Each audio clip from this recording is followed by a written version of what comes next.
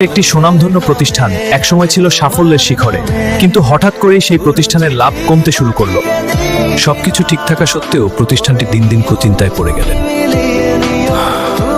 অবশেষে তিনি একটি বড় সিদ্ধান্ত নিলেন, প্রতিষ্ঠানের উন্নতির জন্য দরকার যোগ্য এবং পরিশ্রমী কর্মী। সুপ্রভাত সকলে, আমি সকলকে এখানে ডেকেছি আমাদের পরিস্থিতিতে। এখন আমরা বিস্তারিত আলোচনা করব। মালিক বললেন, প্রতিষ্ঠানের উন্নতির জন্য নতুন নিয়োগ হবে আর পুরনো কর্মীদেরও একটি পরীক্ষায় অংশ নিতে হবে। সবাই পরীক্ষায় অংশ নিল। ভবিষ্যৎ নির্ভর করছে তাদের যোগ্যতার উপর।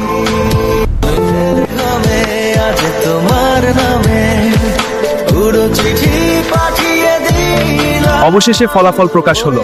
যারা যোগ্য তারাই নির্বাচিত হলো। যোগ্য এবং পরিশ্রমী কর্মীদের নিয়ে প্রতিষ্ঠান আবশ্যক, এবং আমরা সবাই একসাথে করেছি। দারুণ টিম ওয়ার্ক।